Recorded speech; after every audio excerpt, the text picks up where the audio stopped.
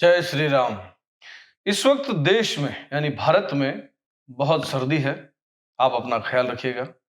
वैसे मेरे हिसाब से मुंबई के अलावा पूरे देश में सर्दी है और सर्दी में सबसे ज़्यादा परेशानी बुखार, खांसी और जुकाम। डॉक्टर्स ऐसा मानते हैं कि कोरोना के बाद हमारे फेफड़े काफ़ी कमज़ोर हो गए। इसकी वजह से खांसी एक बार हुई तो जाने का नाम ही नहीं ले रही। डेढ़ 2 महीने, ढाई महीने तक खांसी से पीड़ित हैं लोग। और उसकी एक वजह बताते हैं कि प्रदूषण बहुत है हमारे यहाँ पर, वाहनों का प्रदूषण, धूल-मिट्टी जो उड़ती है, उसकी वजह से भी ये तकलीफ हो रही है।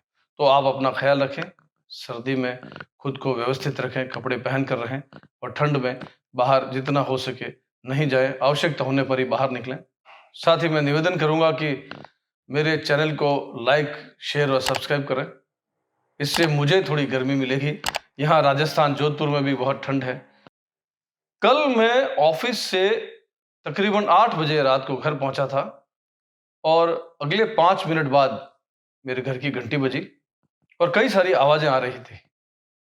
मैं इतनी सारी आवाजों से उत्सुकतावश जल्दी से दरवाजा खोला तो देखता हूं कि 2 छोटे-छोटे बच्चे, एक लड़की, एक लड़का मेरे घर के बाहर खड़े हैं और 2 कदम दूरी पर उनके साथ उनके पिता।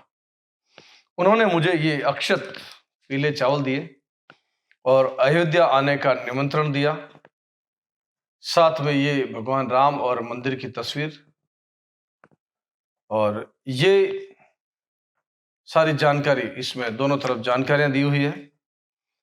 विश्व के राम भक्तों से निवेदन, माता बहनों भाइयों, और एक-एक बात लिखी हुई है, कब प्रोग्राम होगा, कैसे होगा, आरती कैसे होगी, 108 सामूहिक जाप होंगे, प्राण प्रतिष्ठा कितने बजे होगी और ये श्री राम जन्मभूमि मंदिर का विवरण।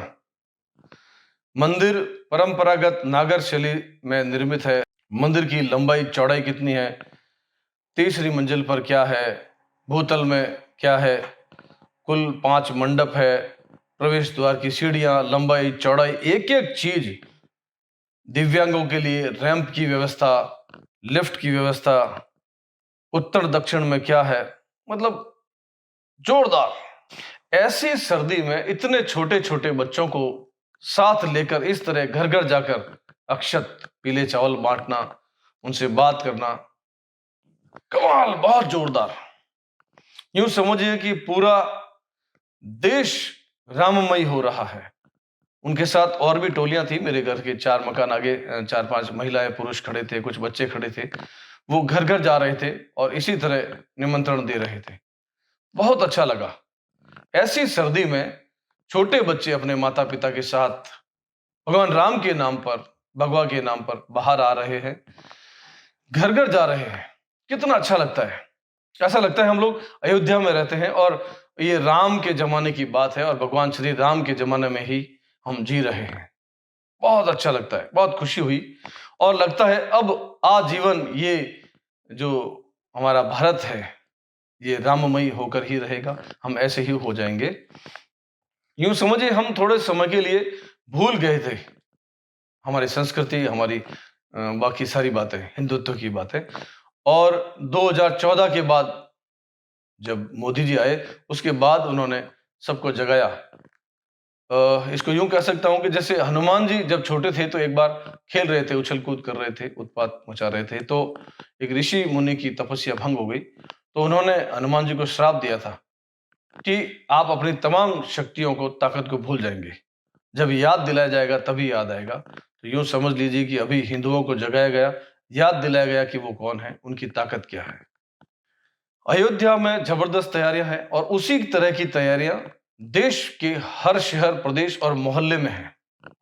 उन्होंने ये भी कहा मुझे कि अगर आप अयोध्या नहीं जा पाते हैं तो हमारे मोहल्ले में ही मंदिर है, वहां आप 22 तारीख को पधारिएगा। दिन भर कार्यक्रम होंगे, भगवान राम के बारे में बताया जाएगा, उनके बचपन से लेकर उनके अयोध्या वापस लौटने तक जो जो भी हुआ वो सभी कुछ होगा।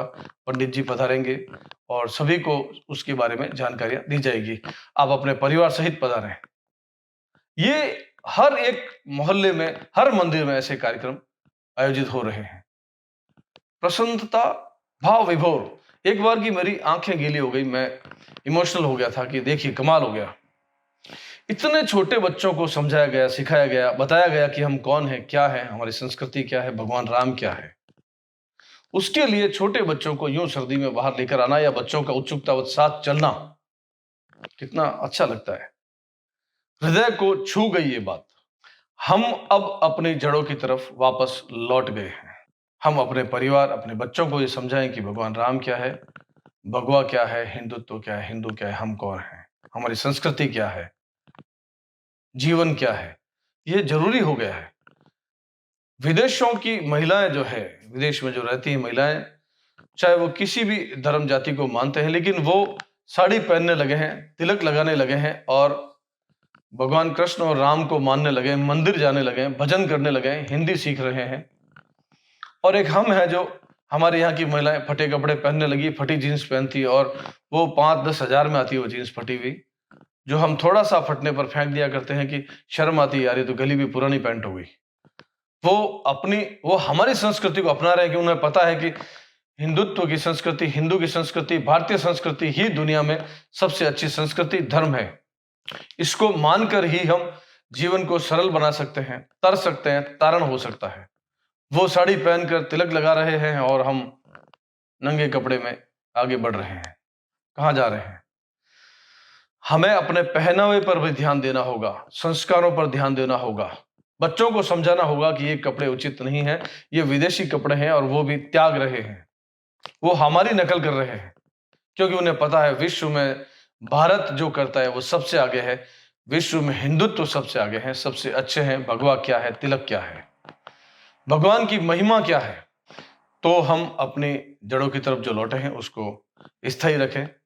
मैं फिर कहूंगा कि आप सर्दी में अपना ख्याल रखें। सर्दी है, मौसम खराब है, तो ओढ़ पहन कर रहें। और हाँ, ओढ़ते पहनते समय ये शर्म नहीं करें कि ये पुराना है, फटा हुआ है, या 4-5 ओढ़ेंगे तो लोग क्या कहेंगे।